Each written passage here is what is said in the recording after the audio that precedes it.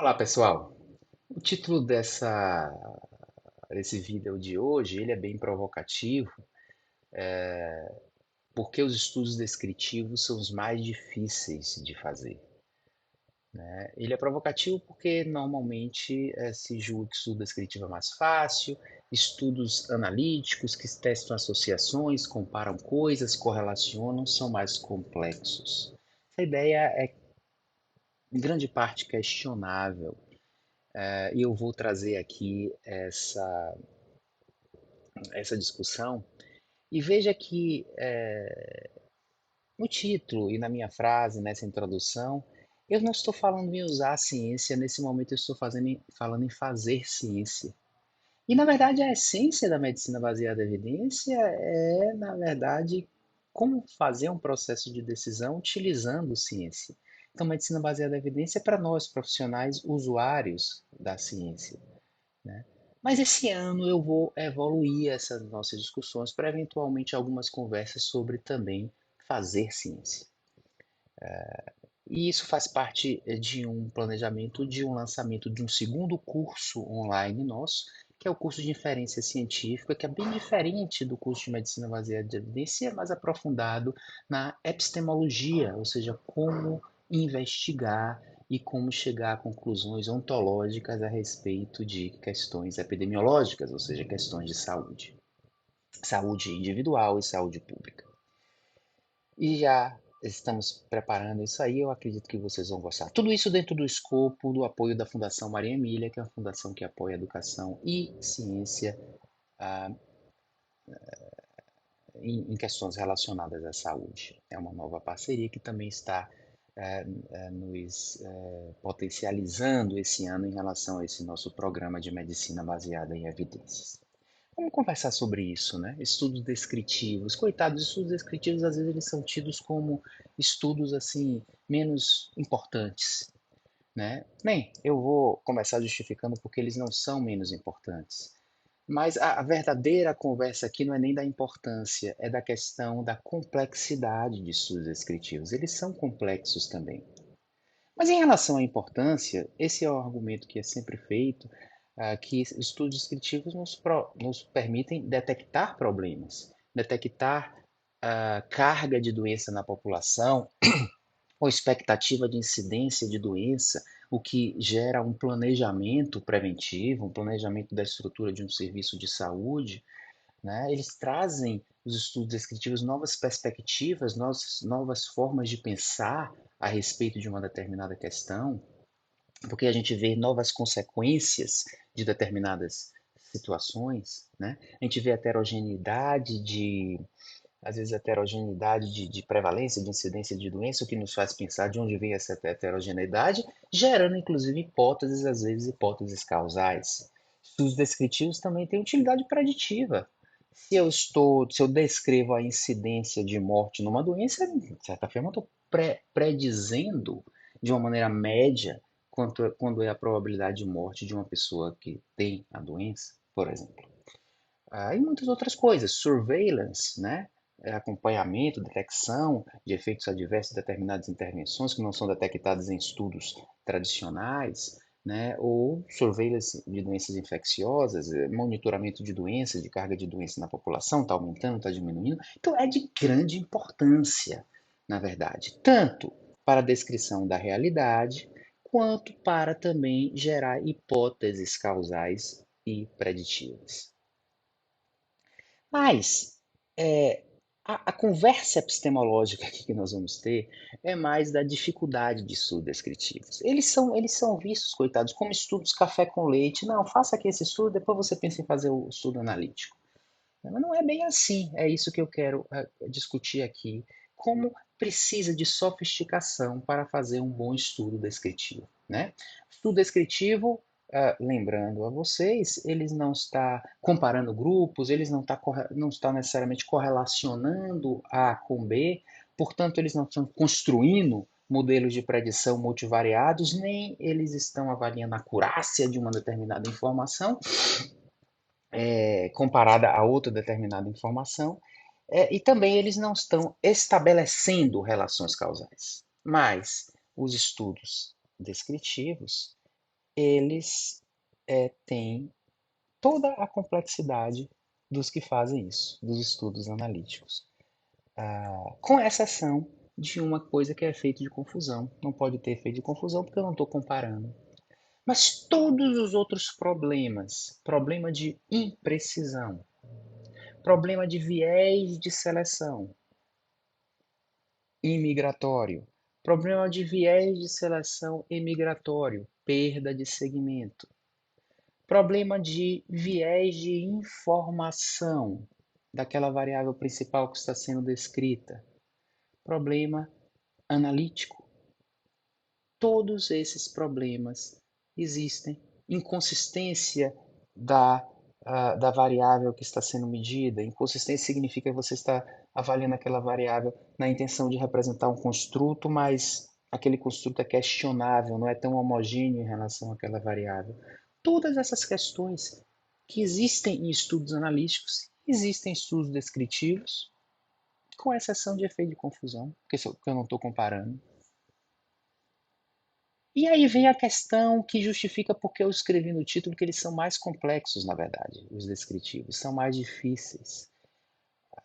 O fato de que tem uma coisa que é mais grave no estudo descritivo do que no estudo analítico, que é a perda de representatividade populacional.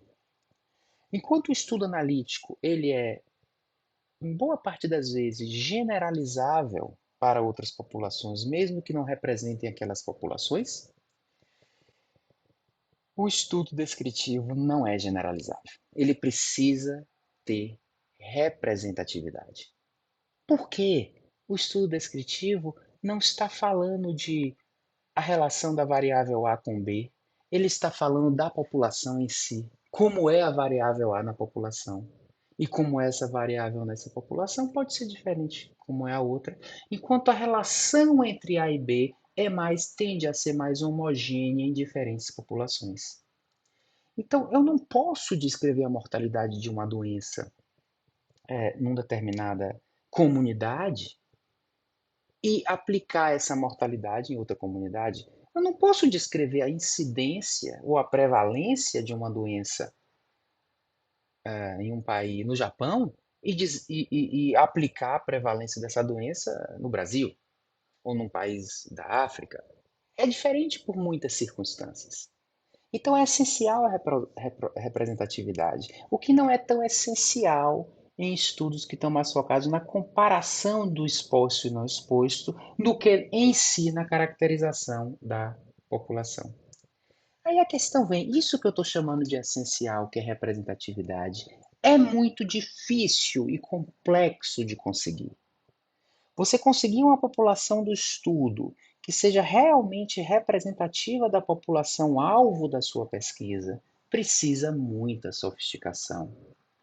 Na escolha de uma verdadeira população fonte, e eu vou explicar o que é a verdadeira população fonte, e também no sampling, na amostragem das observações provenientes dessa população fonte, que tem que ser aleatória.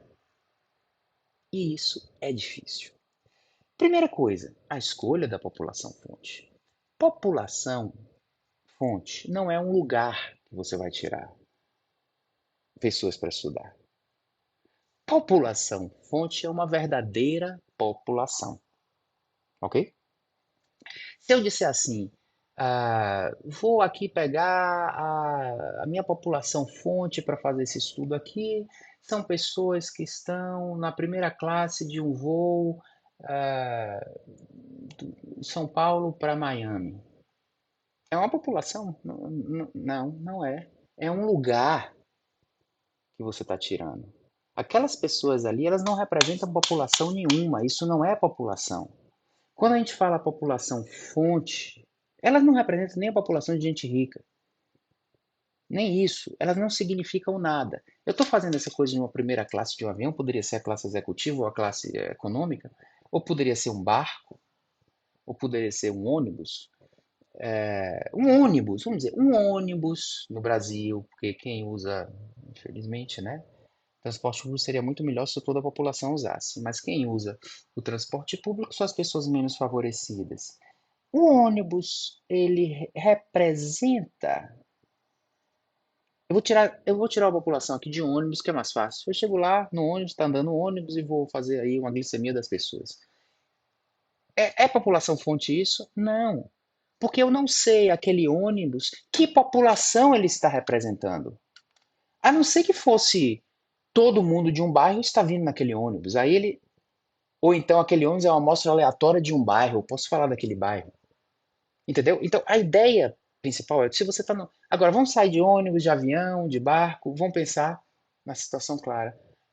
Você vai tirar do seu hospital ou do seu centro de saúde. Isso é uma população? Não, não é uma população. O seu hospital representa que população? Ou se ele representa uma população?